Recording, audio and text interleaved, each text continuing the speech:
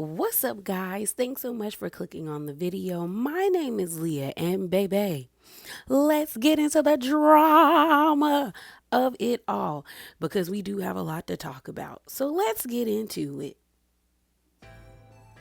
So, the first things up, and I talked about this on my Real Housewives of Potomac review, is there's a potential new show coming to Bravo. So, this was posted on October the 6th, and it says this: Bravo Network currently filming a reality show about Kansas City Chiefs WAGs, according to People. It goes on to say, according to @People, Bravo Network is filming a reality show about Kansas City Chief WAGs. Quote from article below. A source exclusively tells People that Bravo is currently filming a reality TV show about the WAGs supporting the back-to-back Super Bowl winners. While the show is only in development, the cast list has yet to be officially determined. It will potentially include, I think it's McCole Hardman Jr.'s fiance, Sharon Gordon, and Shawana Weathersby, who share two kids with defense tackle Chris Jones. There's still a lot to figure out, including who would be a part of the final cast and whether there's enough there to build a full series around. It's very much a work in progress, the source tells People. Head over to my Instagram story to read more. Source People. Now, if you would like to read the article for yourself, I put the link to the article in the description box. And I'm wondering, and I want to hear from you guys, are you guys interested in a show like this? Or are you just kind of like, we've seen this formula before? Because we kind of have seen this formula before with WAGs. We got Basketball Wives, and then we had the series WAGs. And if you don't know what the series is, because I feel like everybody knows what Basketball Wives is, but E Entertainment had a show called WAGs LA. They then had WAGs Miami and WAGs Atlanta. Now, WAGs LA was their first one. WAGs Miami was their second version of the show, and then WAGs Atlanta was the final. WAGs LA had 3 seasons. WAGs Miami had 2, and Atlanta only had 1. Mind you, everybody loved Miami. I was one of those people because it was a good cast of characters, and I hated that it ended after 2 seasons because I was looking forward to season 3 because of the way that season 2 ended, where the group dynamics were definitely shifting in a way that, like, I feel like a lot of the fans of the show were like, whoa, like, I didn't see that coming, but they canceled it and they got rid of the whole entire, like, series. And I feel like had E stuck with WAGs, they probably would not have had something on the same level as Bravo as when it comes to like Real Housewives, but I do think they would have had something comparable to it that still would have garnered a solid fan base, the same way that VH1 has Basketball Wives, and people who are still into that show still watch it. I'm not one of them, but I do see like a lot of mutual content creators still reviewing the show, and even people online that I follow still giving their commentary about the show when it's running. So I'm just like, they could have had something. But I think the difference for these 2 versions is like with Bravo, they're only focusing, it seems like, on one team, which is the Chiefs, and I don't know how entertaining that's going to be. Whereas with WAGs, these women were all different types of WAGs. Like, some of the WAGs were baseball player WAGs. We had one girl who was she used to be a WWE wrestler, and she married a hockey player. They got a divorce after like a year. There was football player WAGs, there were basketball player WAGs. There was like different versions. It wasn't just solely like one sport, which made it interesting because the girls couldn't relate to each other the same way. Like, the girls who were dating baseball players didn't have the same issues as the girls who were dating football players or hockey players. And I thought that's what set the show apart, because at least when you look at Basketball Wives, they're all women that have dated athletes who are basketball players. They even have a lesbian couple on there, and her soon-to-be wife is a basketball player. And then when you look at this show, they're just focusing on one team. But I don't know if the team is going to okay it, because, sports teams are just as critical about their image and the way their players are perceived. So I don't know if they're going to want a show that's full of drama. But I definitely would like to see what you guys think. So give me your thoughts below if you're interested in this show. So let's talk about Real Housewives of Dubai. So shouts out to the person that hopped down in my comments and was like, "Hey, girl, be on the lookout for this information," because you guys were telling me how there was some rumor going around that Real Housewives of Dubai was getting canceled, and I remember seeing something about this, but I bypassed it, so I went looking for it. But this was posted by a page called Bravo Crave, and it said this: "Word on the street is that RHO Dubai cancellation is about to be announced. Shame, I actually really liked these girls and enjoyed both seasons. What do you say?" And this, I think I screenshotted October the 9th, and Talene responded to this person by saying, "Not true." And I find this interesting because I did see a lot of people, especially while the season was going on, saying that they believed that Dubai was going to get canceled because the ratings were bad. And I mean, really bad. And compared to their other counterparts that were running at the same time, like New Jersey, and then I think OC started running around the same time, closer to the end of when Dubai was going off. Those two shows had way better ratings. And it didn't help that the season was pretty much filmed almost 2 years ago. So a lot of people felt like when we saw Brooks or Lisa or Aydin or sometimes Talene or Stanberry online, because we rarely saw Sarah, say things about the season, some people felt like the women were doing too much, or that it was pointless because this season was like almost 2 years ago. You know what I mean? And you guys are in different spaces as it states now. And I agree to a certain extent. I also feel like the network didn't help by, like, they didn't really promote the show. A lot of people didn't know the show was on until the day of, or they would watch another show and see the advertisement. On top of that, I do feel like, and I've been saying this for a while, I just think they just need to move them to Peacock. Allow them to garner a fan base on Peacock, and then move them off of Peacock and put them on the network once they have a solid fan base. The same way they did Miami, even though I feel like Miami should just stayed on Peacock, because it seems like the network is purposely trying to like ruin shows, because Miami and Dubai do not get promotion the same way that they promote Beverly Hills or Potomac or Salt Lake City. Like, they don't get the same amount of like push. And it's like, if you want your shows to be successful, it has to be equal. Like, and they don't do that. So I think Dubai would thrive on the streaming service better than online, especially when you have to wait such periods of time to see it because of so much red tape overseas. But drop down in the comments below and share your thoughts. Like, let me know if you think that they should get rid of the show or in its entirety, like you're good with the cancellation, or do you think that there's ways that the network could help them out by putting them on Peacock and letting them garner a fan base there? So since I mentioned Real Housewives of Miami, let's keep the train going and talk about them. So Jay's reality blog posted this back on October the 9th, and it looks like the girls have like officially started filming. It was a picture of Lisa and Adriana. And when I tell you, it was so much going on in the picture, from the outfits to the shoes. It really was the shoes, and then the face tuning. And then I think this is Adriana's dog, a poodle with a diaper on, looking like it was humping Lisa's leg. It was too much going on. It was too much going on. But I said, okay, the girls are really filming. What's even more wild than that picture is, I guess, that tea that the people were shopping around about Anthony's ex, which is Dr. Nicole's fiance, was true.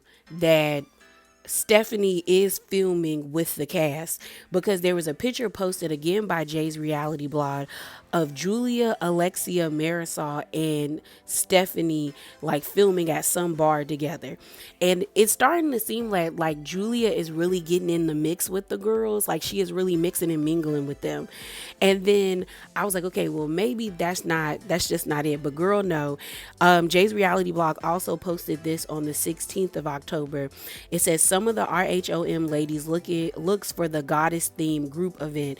And it's a picture of Lisa, then you have Gertie, and then there is Larsa, and Stephanie's face is in the picture. So they really brought that lady's fiance. Let me get my words together. They really brought Anthony's fiance to film. Like, production is dirty for that. They are so dirty for that. And I can't even fault the ladies too much, because it's not like they get to pick who gets to be a part of the show, but it's just wild to me that like they really did Dr. Nicole like that. And she says, you know what, bro, I'm out. She's like, I just had a baby. I got postpartum anxiety. Y'all not going to play with me like this. But I wonder if Stephanie is even bringing up Anthony. I could see her talking about Anthony and Nicole maybe in one episode. And hopefully she's smart enough to know not to keep bringing them up, because that's definitely not going to win you over any fans. Because Nicole is definitely a fan favorite when it comes to Miami. But I'm just so surprised that they really brought this lady back. I won't say back, but brought her to the show. So let's talk about Married to Medicine. So Phaedra was doing an interview after her performance with Dancing with the Stars. And one of the interviewers asked her, like, do you think you revived Real Housewives of Atlanta? And she said, well, yes, I revive most shows. Just check the numbers on Married to Medicine. And when I tell you, I rolled my eyes so hard, because the numbers actually went down when you got on there, ma'am. Okay. Or they stayed consistent. There was no jump in ratings when you got there, maybe on the first episode. But let me play the clip for y'all. Back on the Real Housewives of Atlanta, do you think you revived the show? Well, of course I did. I revived most shows. Look at the numbers for Married to Medicine. When I tell you, this is why I didn't want this lady on my show, because when Married to Medicine is one of my favorite reality TV series. One of my favorite. And when I found out that Phaedra was going to be on the show, I was so irritated, because I knew she was going to bring nothing, and I didn't want her fans to watch the show. I just didn't. On top of that, I feel like Phaedra's head has gotten too big. Now, did she revive Traitors? Yes, because I was not watching Traitors, even though I have Peacock, until I saw so many people talking about how great Phaedra was doing that I actually tuned in to watch Traitors. I watched Real Housewives Ultimate Girls Trip just to see what Phaedra was up to, or some of the other ladies for ex-wives clubs. But when it come to Married to Medicine, she was not the draw for me tuning into Married to Medicine. Married to Medicine, in my opinion, has one of the most consistent fan bases that Bravo has ever had with a show, because people watch that show faithfully, and I am one of those people. And I'm like, girl, I just, no. And even Dr. Heavenly had to chime in, because someone sent the clip to her on Twitter, and she said, I'm sure she didn't say that. Must be AI. # Married to Med. And I said, yes, Heavenly. And even though Heavenly get on my nerves, she's right, because they did not need Phaedra to be on the show. Actually, I feel like a lot of people were put off when Phaedra got on the show, especially with the way that Phaedra flipped on Quad. Girl, miss me with this. So let's talk about Real Housewives of New Jersey. So this was posted yesterday. It says, Andy denies the reports that Teresa, Jennifer, Aydin, and Dolores are the only ones returning for #RHONJ next season, and says he wishes Jennifer Aydin well. When I tell you, Andy has never liked Jennifer, and this really pretty much solidifies that he ain't never liked that lady, because I guess allegedly Jennifer was on her Instagram live talking about how she was coming back to the show. Like, fans were asking her, like, are you coming back? And I think she said, like, definitely. And in so many words, Andy basically said, no, girl, when we send out contracts, you're not getting one. You're actually getting a pink slip, and you need to come to your cubicle and box up your stuff. And I wish you the best on your next endeavors. Like, it was so, like, cold. I was like, dang. Like, we know Andy doesn't like Jennifer, and he makes no qualms when it comes to the housewives he doesn't like. But the way he said it was just so plain and so like, yeah, she's not coming back. I was like, damn. But let me play the clip for you guys. I saw a report that Teresa, Jen, and Dolores are set to return for Housewives of New Jersey season 15. Is this true? A report where? Well, it's from the illustrious, no offense to the people at, let's see, Real Housewives Zone. What? Is where it's. No, but where did they get it? Not correct? No, all right. We've made no decisions on the Real Housewives. Well, I guess Jennifer Aydin confirmed what? She will be returning during an Instagram Live over the weekend. She confirmed that she's returning? Yeah. No. We've done apps. I mean, well, no, actually, We've done plenty, but that's not. That's not. No, but Well, I'll wait till I get a wish report her well. from Daily I think Mail. wait until Bravo or I said something. How about that? Bro, that was cold. I pretty much didn't think Jennifer was coming back, especially with the fight that she had with Danielle. I think that pretty much sealed her fate and Danielle's fate, on top of the fact that that whole exposing by Melissa's New Nose, that fan page that Teresa and Jennifer was feeding them information. I really don't think I didn't think she was coming back. And honestly, I feel like Andy has probably been waiting for that to have a reason not to bring her back, and maybe production as well, that I really don't think she's coming back. A lot of people said that the 4 that they want to come back is Teresa, Rachel Fuda, Dolores, and Jennifer Fessler. They were like, I've seen people be like, if you bring back those 4 women and build a cast around them, then a lot of people feel like you would have a solid show. But yeah, girl, sucks for Jennifer, because I think she really does enjoy being on the show. But girl, I think your time is up. So let's get into the Mia Thornton of it all, because when I tell you Mia got a lot going on, Mia has a lot going on, okay? So first up is Carlos King did a review with Sharice Jordan, and I wanted to get into what she had to say. Sharice pretty much says that she doesn't believe Mia's storyline, and I wanted to know you guys' thoughts, so let me play the clip for you. She's being open, if that's what you want to call it. I think there's a way to draw a line with some things. Like, honestly, if someone else had found that information out and brought it to the show and she was faced to address it, to me it's a little different than voluntarily saying, this is going on in my life. You know? And Gordon brought it up at the reunion. Gordon did bring it up. Yeah. So we're talking about it. But then she said it wasn't true.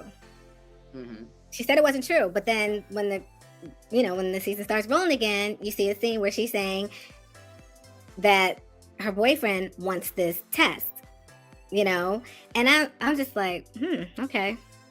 In reality, I just think I just think it's too much. As a mother, I just wouldn't want that on my child, first of all. And I wouldn't. It just says a lot. I mean, I personally don't believe the storyline.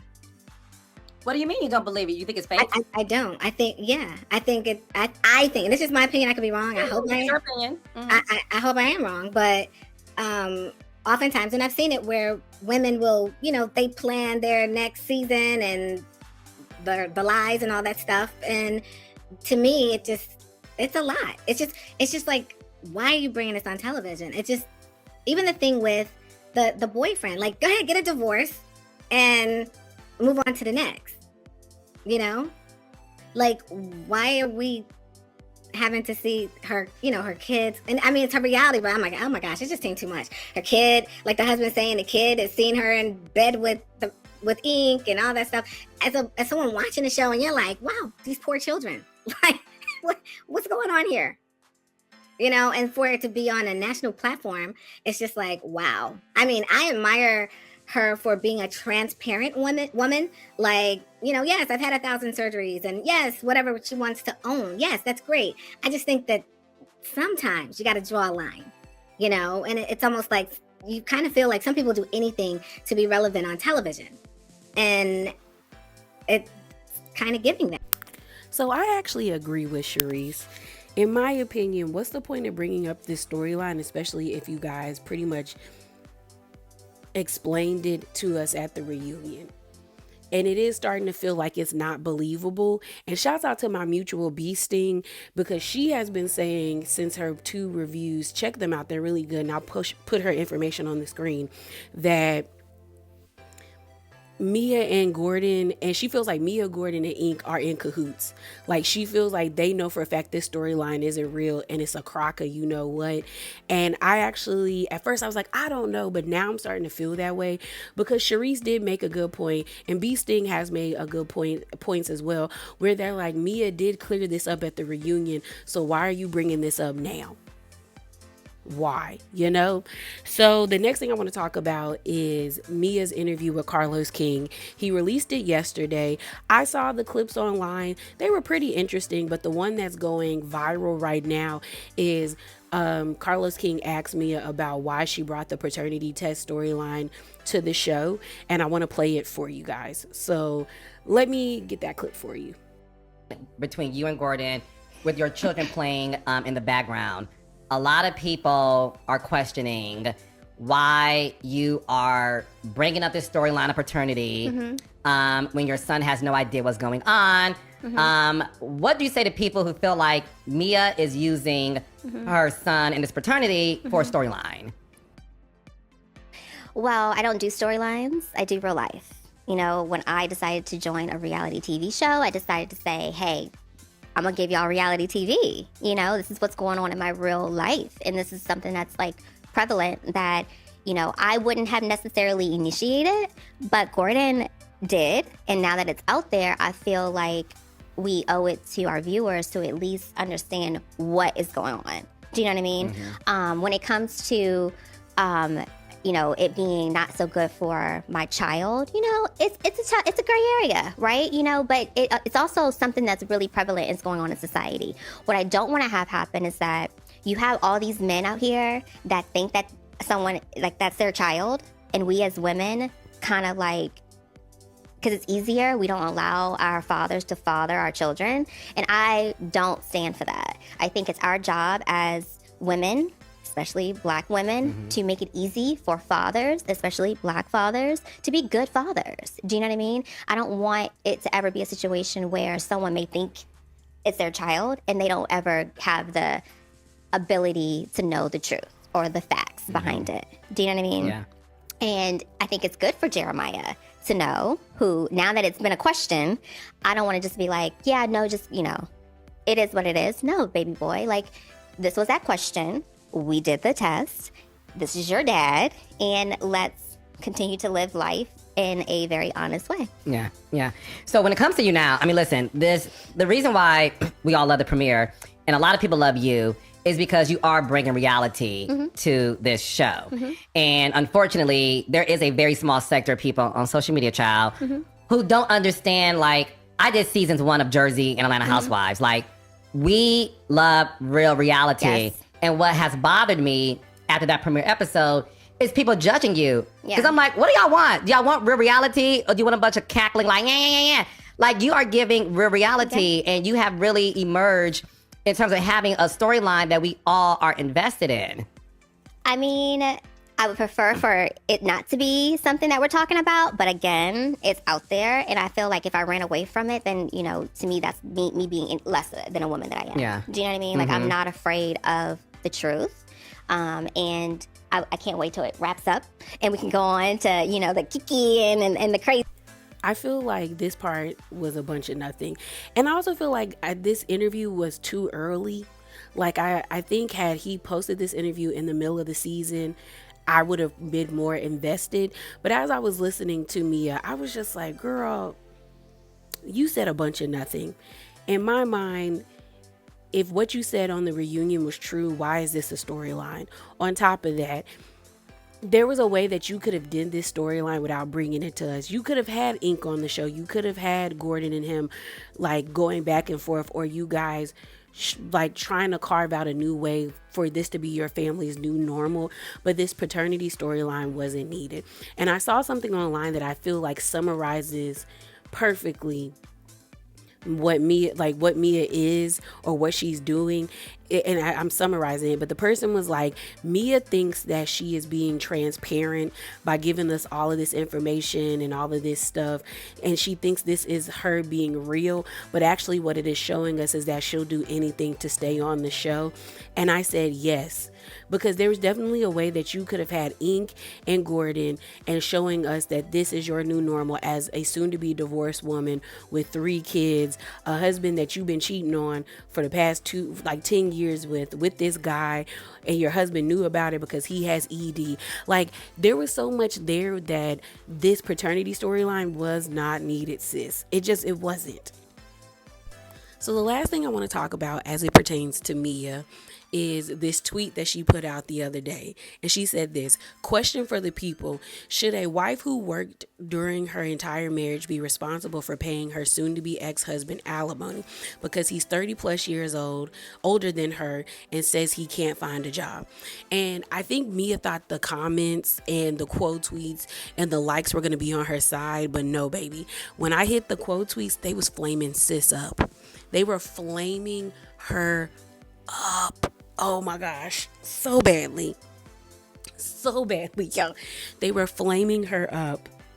On top of flaming her up, they were also like telling her, like, girl, we don't believe you. Like, you've given us so many inconsistencies in your stories that how can we give you an honest answer?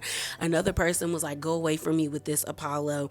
And then the people in the comments that I saw this posted on Instagram, they were like, well, Mia, you would expect him to pay you alimony if he had the money. So fair is fair. Other people were like, well, that's what happens when you marry a man that's 30 years older than you and you cheat on him in such a flagrant way.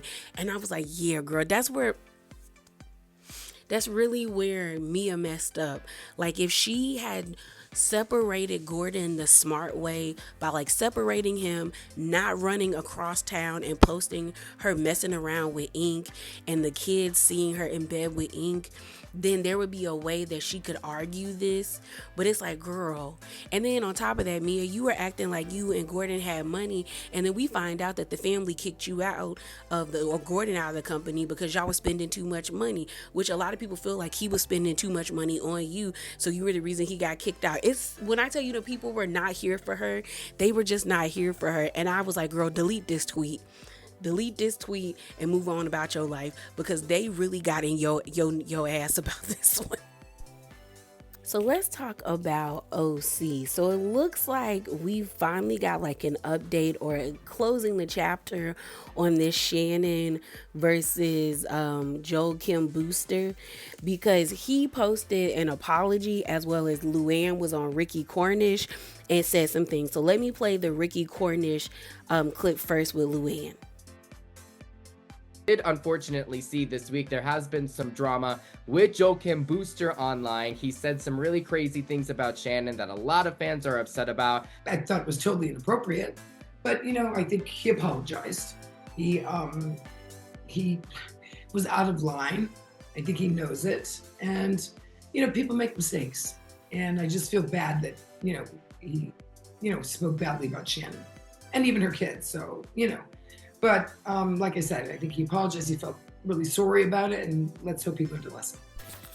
So like Luann said, Joel Kim actually apologized, and I went looking for the apology, and they had it posted on Bravo Snark side.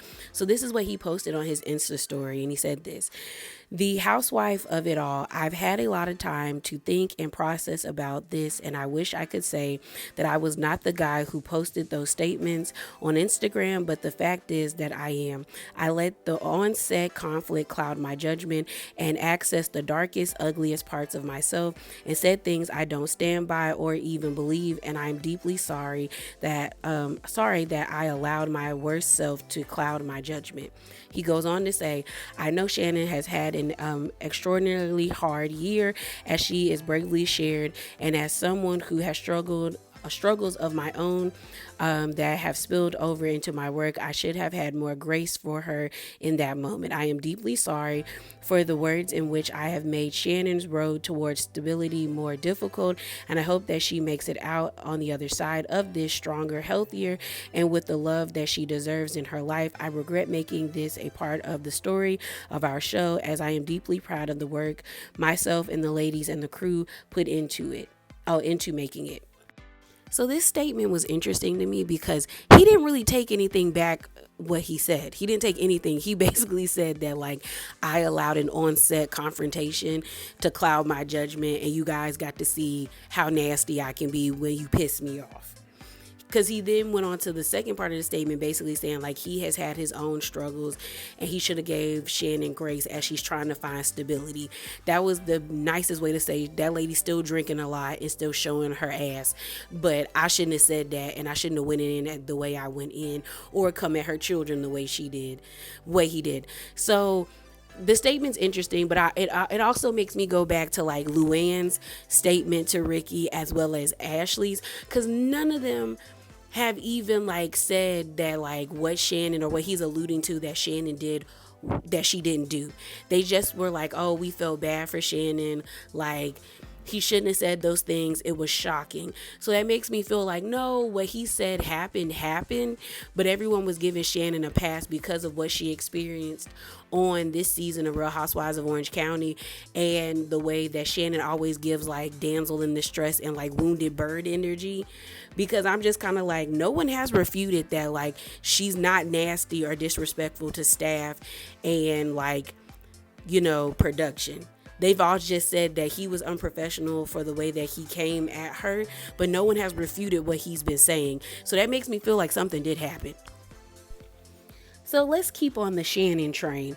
So I knew that this was going to be something, and it actually became something. So Karen was on Watch What Happens Live, I think after the first premiere, the premiere episode of this season, season 9 of Real Housewives of Potomac. And I think she was asked, or a viewer asked her, or Andy asked her, like, did Shannon reach out to her, or did she reach out to Shannon? And Karen said that she reached out to Shannon after her DUI, but she never got a response back. So when Shannon was on Watch What Happens Live, she responded to it. So let me play the clip for you, and then I'll read what Karen posted on Twitter underneath the post that Watch What Happens Live posted.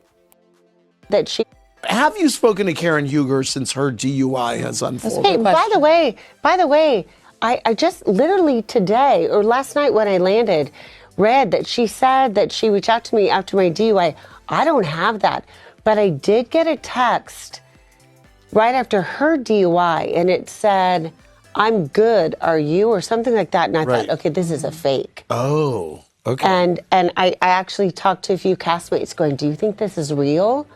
So I apologize. Okay. Because I love Karen. We did Project Runway together. Yes, you did. So I knew for a fact Karen was going to respond. I said, oh, she's going to respond to this. And she did. So she posted underneath the Bravo Watch What Happens Live Twitter page that posted this by saying this: the answer is yes, I text Shannon. She did not reply. The end of story. We did not break bread. She said, we did not break bread. We did not have a sleepover. It was a text checking in on someone who I was genuinely concerned about. Anything otherwise implied is truly ridiculous and sad. So I was confused where Karen was saying that other things were implied, because from what Shannon is saying is she didn't believe that you were the one that texted her, because she said the text just said, we good, which, I mean, in the Black community, someone texting you like we good is their way of checking up on you, being like, hey, are you okay? Like, let me know if you need anything. So maybe Shannon didn't understand what Karen meant by her text. But the part where Karen is like, anything otherwise implied is ridiculous, I'm just like, she didn't apply anything else other than that she didn't believe the text was from you. But I think Karen took it as like Shannon trying to play in her face or trying to make her out to be like a liar, like she didn't reach out to Shannon. And I think that's what she means by like implying anything else is ridiculous. So let's talk about Tamra, because when I tell you she has landed herself in some hot, and I mean hot, like hell hot water, okay? Because the other day I saw this being posted by No Smoke No More, where they said Tamra Judge says she is on the spectrum and has a hard time with empathy and feeling for other people's feelings. And girl, when she said she might be diagnosed with autism, the people was pissed. The peoples was pissed. So let me play the clip of her sharing to Teddy what she says that she has been diagnosed with. I just did my first therapy session. What? Let's just say I found out something pretty big about myself that I didn't know. Now I need to know, like, what? Really? Yeah. I am on the spectrum. Oh my gosh, Tam. Don't make me cry. My biggest problem is working through trauma that I had in my life. I have a hard time with empathy and feeling other people's feelings. Well, I always think, why am I not the strong one? So, you know? So I did see a longer clip of this where Tamra brought up her childhood trauma and how certain things that happened in her family that she deemed was normal was in fact not normal. So this clip is the one that's been going viral as of late. But Tamra also took to her Insta story and said this: even though I checked almost all the boxes, it's an ongoing evaluation and I will continue to figure out more throughout therapy. Thanks you all for your DMs. Not sure I'm ready for this ride. So this really got people worked up. And I mean, people are still pissed, but a lot of people were angry because people feel like Tamra is using this to try to absolve herself from taking accountability for the way that she has treated others on the show, especially Shannon this past season. And so a lot of people felt like this was like a very distasteful and sick kind of like move on her part. Now, I thought what Jacqueline Lolita said, she was on Real Housewives of New Jersey. Her and Teresa just got cool again. I thought she had the most balanced response. So this was her comment that she left. She says, I think Tamra was still processing everything that was coming up during her recent therapy visit when she emotionally and impulsively decided to openly speak out on being on the spectrum without fully understanding the impact of what she was saying. I think after being told by her therapist that she meets some of the criteria of someone on the spectrum and recognizing some of the signs and symptoms in herself, she labeled herself too hastily without having a formal diagnosis. I think she has a lot of suppressed trauma to unpack and is trying to work through it and understand why she is the way that she is and feels the way that she does. I see someone struggling to carry her own bucket that's full that is spilling over onto others in the form of releasing her own burdens at times. Hurt people. I'm happy she's taking positive steps to feel better and do better. So the next statement comes from Gretchen. She says, 100, it's a major insult, and you and I both know it's her way of trying to gain sympathy from an audience that hates her right now. She is setting up her next year's storyline with this BS. She is using this as an excuse for all of the horrible behavior over the years, which includes naked, wasted, and does this while crying crocodile tears. So let me get this straight. She has no empathy for others, but all of a sudden can have empathy for herself in that moment. What a gross and failed attempt to try to excuse her behavior to try to get the audience to feel sorry for her. She's making my stomach turn. #clown. And honestly, that's how a lot of people felt about Tamra's statement. A lot of people agreed with Gretchen. And so then you got Vicky. Vicky said this is disgusting and shame on her. She's looking for attention and sympathy. It's no difference than Brooks saying he had cancer for sympathy and lying to me. She needs psychological help and needs to stop making a mockery of being on the spectrum or having autism. #fake tears. #get help. #RHOC. #Bravo TV. So again, I thought that Jacqueline had the best response because to me it felt real rounded in the sense of I felt like Jacqueline was like, Tamra, I see what you're trying to do, but I'm going to err on the side that you actually did go to therapy and this is just you making a hastily response after having someone like validate your feelings about certain situations in your life. But I see you, and hurt people. You've been bleeding on other people with your nasty behavior. And I like that. I like a read like that where it's layered, and I feel like it was layered from Jacqueline. I really do.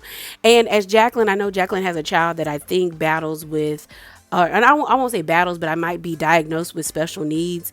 So like, I like that response from her because it's like, she knows what it means to have to raise a child that is not the same as everybody else. So she probably has that part of her that is filled with compassion, but also can clock that Tamra's full of it. With Gretchen and Vicky, they're airing on more of the sides of what I see fans are saying that like they feel like this is disgusting, it's an insult, it's tasteless, and I can't fault them too much. Tamra has showed her ass for the past several seasons, and this season she really went in too hard, and it does feel like it's mighty convenient all of a sudden you're on the spectrum and you can't handle the fans' backlash of them not liking you right now, or feeling like, you know what, they never want to see you on TV. And then you also potentially have Ryan suing you for defamation. It's a lot going on in her world, but I don't think this was a smart move, and she should have just kept this to herself until she got a certified diagnosis or a clear diagnosis, or honestly, she didn't have to share with us at all. Now, if she is setting up for her next storyline, like Gretchen said, I would like to see it, but I want it to be real, and I want it to be raw, and I want her to be honest and upfront. I want to know, what was your childhood growing up? What was like this? Where did the breakdown in your marriage with Simon happen? Where did the breakdown with your child happen? And be honest. If she's not going to do that, then girl, you never should have put this on the forefront, because now the people really mad at you. Okay, they real mad. But that's all I got for you guys today. Definitely hop down in the comments below and share your thoughts on all the topics that I have talked to you about in this drama video. As always, remember to be bravely authentic and like, comment, subscribe, and or just stop by and let me know that you've seen what you've seen. And I'm out, y'all. Deuces.